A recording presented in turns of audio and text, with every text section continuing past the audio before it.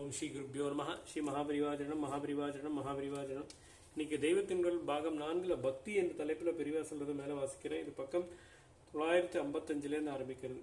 அப்படியானால் மனசிலிருந்து விஷய வாசனை போனால்தான் பரமாத்ம தரிசனம் கிடைக்கும் என்பது சரியா? அல்லது இங்கே பகவான் பரமாத்ம தரிசனம் கிடைத்தால்தான் மனசிலிருந்தே வாசனை போகும் என்று சொல்வது சரியா? இது என்ன, கல்யாணமானால் பைத்தியம் தெளியும், பைத்தியம் தெளிந்தால் கல்யாணமாகும் என்கிற மாதிரி அல்லவா இருக்கிறது? முதலில் நமக்கு மனசு சுத்தமாக வேண்டும் என்ற தாபம் இருக்க வேண்டும். மனசிலிருந்து வாசனைகள் பழைய ருசிகள் அடியோடு போக வேண்டும் என்ற தாபமும் தவிப்பும் இருக்க வேண்டும். தவிப்பு இருந்தாலும் இது லேசிலே சித்தித்து விடாது. அதற்காக வெளியிலாவது இந்திரியங்களால் சுகங்களை அனுபவிக்காமல் சமத்தை அபியாசம் பண்ண வேண்டும். அதிலே முன்னே போக போக தானாகவே கொஞ்சம் கொஞ்சமாக தமமும் கைகூட ஆரம்பிக்கும். மனசிலிருந்தும் வாசனை வேகம் குறைந்து போக ஆரம்பிக்கும். குறையுமே ஒழிய அது பூர்ணமாக தொலைந்து போகாமல் அவ்வப்போது வழுக்கி விட்டு கொண்டுதான் இருக்கும். உரியடி உற்சவத்தில் வழுக்கு மரத்தில் ஏறுகிறவனோட கதையாக எத்தனை வழுக்கினாலும் நாம் விடாமுயற்சியுடன் மேலே ஏற பார்க்க வேண்டும். இதிலே நம் அந்தரங்க சுத்தத்தை ஸ்ரத்தையை பார்த்து பரமாத்மாவே நமக்கு கடைசியில் தரிசனம் தருவார். அந்த தரிசனம் ஒன்று சகுணமாக அவனுடைய காருண்ய லாவண்ய மூர்த்தியினுடையதாக இருக்கலாம், அல்லது அரூபத்தில் நிர்குணமாக அவனுடைய ஞானானந்தத்தை நம் ஆத்மாவில் ஆத்மஸ்வரூபமாகவே அனுபவிப்பதாக இருக்கலாம்.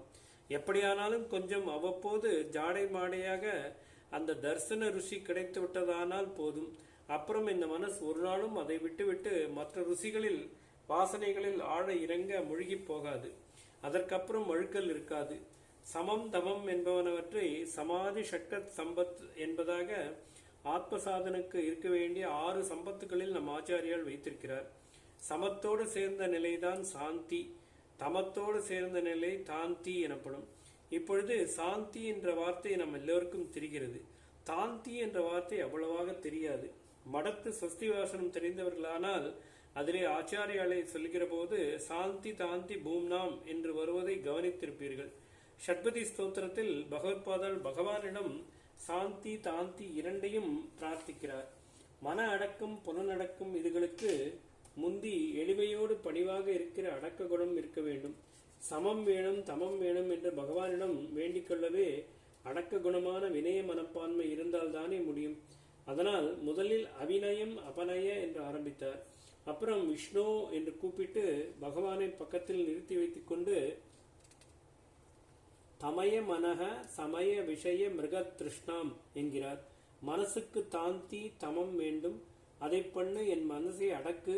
விஷய சுகம் என்கிற காணல் நீரை தேடி ஓடுகிற இந்திரியங்களுக்கு சாந்தி வேண்டும், அவற்றை அடக்கி சமத்தை உண்டு பண்ணு என்கிறார். தமய மனக என்பதும் சமய விஷய என்பதும் இத்தனை நேரம் நான் சொன்னதிலிருந்து உங்களுக்கு புரிந்திருக்கும். மிருகத்ருஷ்ணா என்று வருகிறதே, அது என்ன என்று சொல்கிறேன். காணல் நீர். மிருகத்ருஷ்ணா என்றால் காணல் நீர் என்ற அர்த்தம். ஏன் அப்படி அர்த்தம்? இதிலே மிருகம் திருஷ்ணா என்ற 2 வார்த்தைகள் இருக்கின்றன. மிருகம் என்றால் விலங்கு என்பது பொது அர்த்தம். அதோடு கூட சம்ஸ்கிருதத்தில் மிருகம் என்றாலேயே விலங்கினத்தில் குறிப்பாக மான் என்ற ஒரு பிராணியை விசேஷமாக குறிக்கும். சம்ஸ்கிருத வார்த்தைகளை தமிழில் வழங்குகிற போது சிலதில் அர்த்தத்தில் வித்தியாசம் ஏற்படுகிறது. தமிழில் மிருகம் என்றால் பொதுவாக விலங்கினம் மட்டும்தான். ஆடு மாடு கழுதை குதிரை மான் புலி சிங்கம் எல்லாமே நமக்கு மிருகம்தான். சம்ஸ்கிருதத்தில் இந்த அர்த்தம் இல்லாமல் இல்லை. ஆனாலும் மானை மட்டும் குறிப்பாக மிருகம் என்று சொல்வது சம்ஸ்கிருத வழக்கு. மிருகபாணி மிருகதரன் என்றெல்லாம் பரமசிவனுக்கு ஏன் பெயர் இருக்கிறது என்றால் அவர் கையிலே ஒரு மானை பிடித்துக் கொண்டிருப்பதால் தான். இது மாதிரி இன்னொரு வார்த்தை பசு என்பது. பசு என்றால் தமிழில் மாடு ஆவினம் ஒன்றைத்தான் நினைப்போம். ஆனால் சம்ஸ்கிருதத்தில் பசு என்றால் அது ஆடு மாடு குதிரை கழுதை புலி சிங்கம் மான் ஆகிய எல்லா விலங்கையும் குறிக்கும். அதிலே குறிப்பாக யஜ்யத்தில் பலியாகும் மிருகத்தை பசு என்பார்கள். ஆடுதான் பெரும்பாலும் பலியாவதால் யஜ்ய பசு என்றாலே ஆடு என்றுதான் அர்த்தமாகும். மாட்டுக்கும் அந்த பெயர் உண்டு. பாமர நிலையில் உள்ள மனுஷனும் கூட பசுதான்.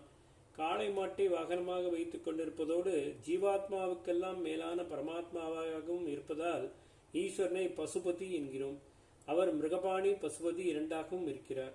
சம்ஸ்கிருதத்தில் மானினத்தை மட்டும் விசேஷமாக குறிப்பிடும் மிருக என்று சொல்லால் நாம் எல்லா பிராணிகளையும் குறிப்பிடுகிறோம் என்றால் இதற்கு மாறாக எல்லா பிராணிகளையும் குறிப்பிடுகிற பசு என்ற சொல்லால் மாடு ஒன்றை மட்டுமே குறிப்பிடுகிறோம்.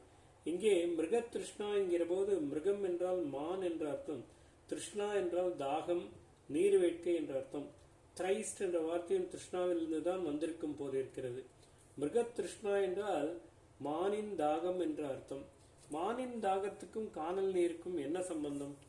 பாலைவனங்களில் நிறைய மான் கூட்டங்கள் இருக்கும். அவற்றுக்கு வெயில் காலத்தில் ஆஹா என்று தாகம் எடுக்கும். ஆனால் பாலைவனத்தில் ஜலம் கிடைக்குமா? கிடைக்கவிட்டால் போகிறது. அங்கே ஜலமே கிடைக்காது என்பதாவது தெரிந்துவிட்டால் மான் கூட்டம் பாலைவனத்தை விட்டு வெளியிலே உள்ள நீர் வளமுள்ள நாட்டுக்கு ஓடி வந்து உயிரை காப்பாற்றிக் கொள்ள முடியும். ஆனால் இதையும் செய்ய முடியாமல் ஜலமே இல்லாத பாலைவனத்தில் ஜலம் இருக்கிற மாதிரி ஒரு ஏமாற்று ஜாலம் நடக்கிறது. அதுதான் காணல் நீர் என்பது.